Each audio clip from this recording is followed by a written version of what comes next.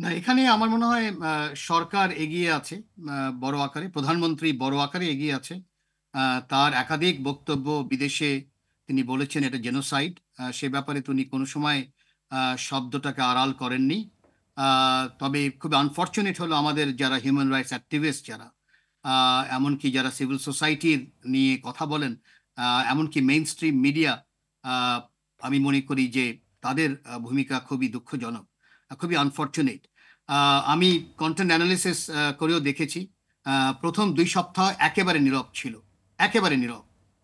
আমি বলতে পারি, মানে একটা দুটো হয়তো ব্যতিক্রম থাকতে পারে। আমি ফেসবুক কন্টেন্ট অ্যানালিসিস করি, মানে আমার কাজই হলো ভায়োলেন্স ম্যাপিং করা।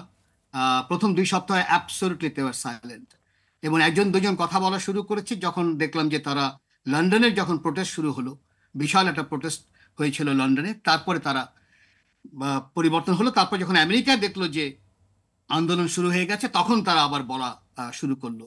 এটা খুবই দুঃখজনক। এই যে নীরবতার প্রশ্ন, তবে ডক্টর ইনতু আহমেদ, যে সেটি কি আপনার কাছে এরকম মনে হয় যে যারা মানবাধিকার কর্মীরা নীরব ভূমিকার থাকলেন, পরবর্তীতে অন্যের সক্রিয়তা দেখে নিজেরাও নিজেদেরকে সক্রিয় করলেন, সেখানে কি এই ফ্যাক্টরটা কতটা কাজ করে, বা আপনার এই যে ভায়োলেন্স ম্যাপিং এর মধ্যে কতটা আসলো যে ফান্ড কমে যেতে পারে, অথবা এই ধরনের বিষয়গুলো কি আলোচনায় এসেছে, বা আপনি সেটা উপলব্ধি করেন? মানে বললে হয়তো তাই মনে হবে যে ফান্ডের কারণে, যেহেতু তারা বড় বড় যেসব সিভিল সোসাইটি বা মেইন স্ট্রিম মিডিয়া, তাদের একটা সম্পর্ক আছে পশ্চিমা দেশের সাথে, সেটা যদি হয়ে যায় সেটা আরো আনফর্চুনেট। মানে এর চেয়ে তার আনফর্চুনেট হতে পারে না, যেখানে স্পষ্টত অক্টোবরের 7-এর পরে স্পষ্টত জেনোসাইড। আমি জেনোসাইডটা তো আগে থেকেই বলা চলে, এমনি লেখালেখি আছে, কিন্তু 7-এর পরে তো স্পষ্টত যেভাবে হামলা হচ্ছিল, যে এটা একটা একটা জেনোসাইড হচ্ছে। সেখানে যদি এই ফান্ডের কারণে যদি তারা চুপ করে থাকে, বা ভিসা পাবে কিনা, বা তাদের ছেলেমেয়েরা যেহেতু পশ্চিমা দেশে আসে, এই জন্য আমি মানে লেখালেখি নেই। আমি মানে একেবারে রীতিমতো বলতে পারি, কেউ যদি গবেষণা করতে চায়, যে কোনো লেখালেখিও নেই যে বড় আকারে। এমনকি আমাদের বিশ্ববিদ্যালয়ের শিক্ষকরা অনেক কিছু লেখেন, কিন্তু এই ব্যাপারেও তারা লেখেন না। এই যে একটা ভয় হয়তো কাজ করেছে। আর একটা হতে পারে যে যেহেতু তারা দেখছে যে সরকারি সামনে এগিয়ে গেছে, প্রধানমন্ত্রী সামনে এগিয়ে গেছে, উনি যাক, ওনার উপর দিয়ে যাক, আমি কেন আমার নামটা কেন নষ্ট করব, তাহলে হয়তো আমার ভিসা বন্ধ হয়ে যাবে ইত্যাদি। সেটা আমার কাছে খুব আনফর্চুনেট মনে হয়েছে, কারণ আমি তখনই বলেছিলাম যে আমেরিকার জনগণ আজকে না হয় কালকে তারা জেগে উঠবেই। কেন, একটা যে কোনো জেনোসাইড হলো একটা হিউম্যান বিষয়, কিন্তু আজকে যে আমেরিকার জনগণ যে জেগে উঠেছে, বিশেষ করে ছাত্ররা যে জেগে উঠেছে, এর একটা বড় কারণ হলো যেই টিকটকের কারণে একটা লাইভ জেনোসাইড দেখা, এটা তো মানুষের সহ্য করা সম্ভব না, একটা হিউম্যান বিইং হিসাবে ইম্পসিবল। এটা সম্ভবই না কারো, যেভাবে যেই ছবিগুলা আমরা লাইভ দেখেছি। এবার এই ফার্স্ট টাইম ইতিহাস একটা লাইভ জেনোসাইড দেখেছে, সেখানে ছাত্ররা যে উঠে আসবে এবং আমেরিকার জনগণ যে উঠে আসবে, এটা যদি চলতে থাকে একেবারে আমি লিখে দিতে পারি যে এর আরো উঠে আসবে, উঠে আসতে বাধ্য। কেন, আমরা তো মানুষ হিসাবে তো আমরা আমাদের একটা সম্পর্ক আছে, মানে সবকিছু তো হারিয়ে যাওয়া সম্ভব না, মানে সবকিছু ফান্ডের কারণে তো হতে পারে না।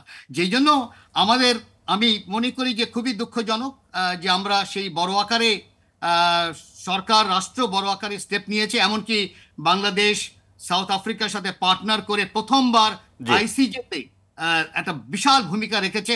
ওটাও কিন্তু মেইন স্ট্রিম বড় আকারে কিন্তু সামনে নিয়ে আসলো না। ওটাও আমি মনে করি খুবই দুঃখের একটা, আমার কাছে মনে হচ্ছে ভেরি আনফর্চুনেট।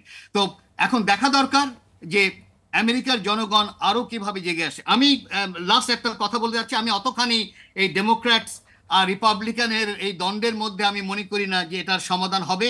কারণ হচ্ছে যে এখানে মূলে যেটা ছাত্ররা ভালো করে ধরতে পেরেছে সেটা ডিসইনভেস্টমেন্ট। ডিসইনভেস্টমেন্ট মানেই হচ্ছে যে এখানে মিলিটারি ইন্ডাস্ট্রিয়াল কমপ্লেক্স আসতে বাধ্য, এবং মিলিটারি ইন্ডাস্ট্রিয়াল কমপ্লেক্স একেবারে বড় আকারেই ডেমোক্র্যাটস পার্টির মধ্যে আছে এবং রিপাবলিকানের পার্টির মধ্যে আছে।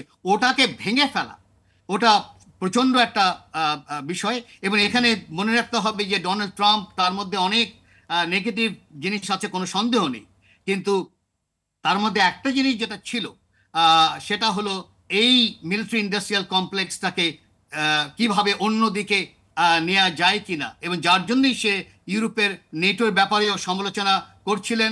একাধিকবার বলছিলেন যে আমি কি বলা হয় এগুলো বন্ধ করে দিব, এটা ইউরোপের কাজ ইত্যাদি, সেই জায়গায় পরিবর্তন হবে কিনা, কেন সে একটা আনপ্রেডিক্টেবল লিডার, একেবারে আনপ্রেডিক্টেবল লিডার, এটা বলা মুশকিল, কারণ সে একেবারে অন্যদিকেও যেতে পারে। কিন্তু আনপ্রেডিক্টেবিলি দিয়ে যদি ভবিষ্যতে কিছু পরিবর্তন করা যায় তাহলে হয়তো হবে, কিন্তু এমনিতে আমি মনে করি না যে রিপাবলিকান ডেমোক্রাটস উপর ভরসা রেখে আমরা বলতে পারি যে আগামীতে আমেরিকা পরিবর্তন হবে, বরং ওই ছাত্রদের সেই উপর, আশাটি জনগণের উপর